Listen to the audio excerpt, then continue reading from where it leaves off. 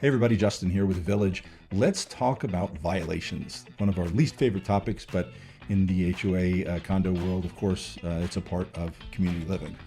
So we call them notices, takes the sting out of it a little bit. So you'll see notices here. This is customizable. If you saw the original overview video, there's a lot that's customizable here. You can call this notices, you can call it violations. You can insert whatever term you want here. And then throughout the platform, everywhere from the breadcrumbs up here through the titles of the pages, you'll see notices. But if you have to go create a new notice for a property in your community, you would pop open the form. You would start typing the address and it'll pre-populate there. You can customize the notice types in your general settings. And so in this case, let's look at rubbish and debris, section 3.05. Now in the imaginary CC&Rs that I'm using here in this demo property, section 3.05 is the one that talks about rubbish and debris. And you'll see that we have 7 days to resolve and a $25 fine. Now, we can mark it as a courtesy note, in which case the fine disappears. You get to decide action types and whether these action types have fines. But in our community, we typically start with a courtesy note, then we might move to a warning depending, and that will be a $25 fine. And then we might move to a secondary fine, and then we might move to legal action if we had to, unfortunately, do that. You can write the brief description here, and I say brief because this might be just any specifics about this particular violation or notice in the property that you're talking about. But it will also include anything that you have pre-populated in that particular notice type. I'll show you that in a second. But you just do the notice type, it'll refer to those and link to those and provide those CC&Rs in the actual message that goes out. You get to decide, first of all, you'll confirm the delivery method here.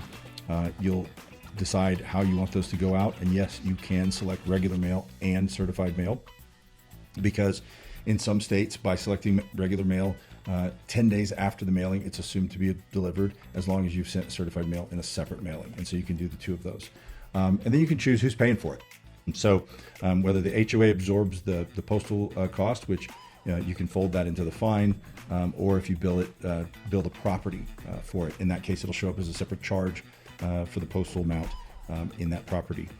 Some states allow you to use electronic consent. And so up in the profile here, you can set have people accept electronic consent, and for certain notices you can send electronic consent if they have consent on file. And as you can see in this demo account, it's already on file. You can quickly look at the last 12 months of prior notices. This is often helpful if you've got policies in place, for example, that say you give them only one courtesy note every 6 months. So you can quickly glance down and see if they've had other prior notices.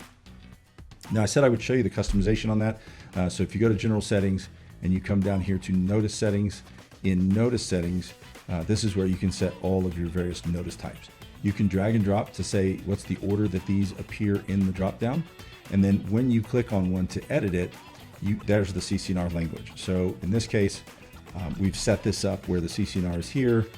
There's a curability drop down here. In a lot of states, there's a big difference between curable and incurable offenses and the right to appeal and that sort of thing. So you can set that here and include different language. You can set the full name, the short name, and then the CC&R language.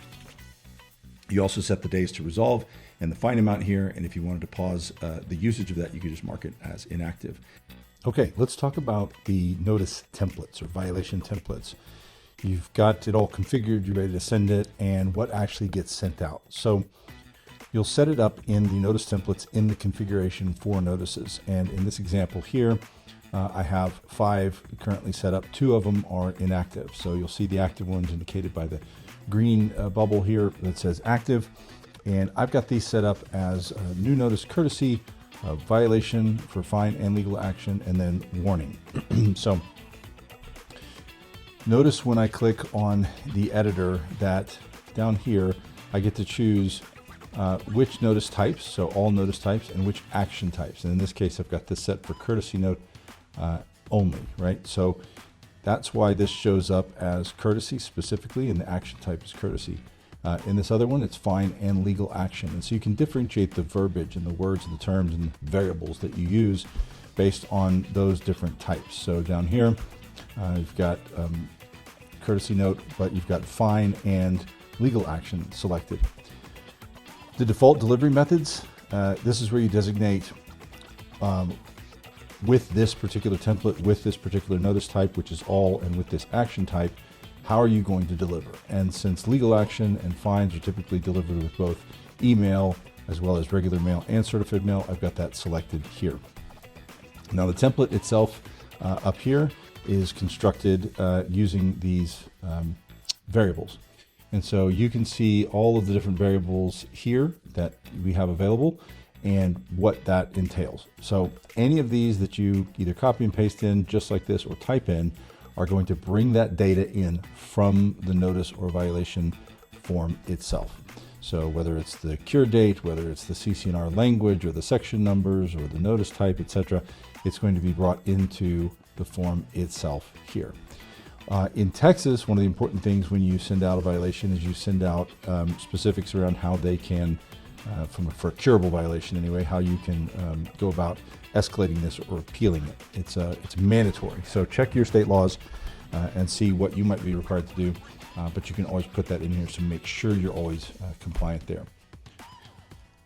You can set up as many different templates as you like. So if you click on add a template, you can set the template's name, the subject line, set the body, of course, and then you can decide which specific type is it going to be for. Lot maintenance, is it going to be for unapproved lighting? Is it going to apply to all of them? These are all configurable here.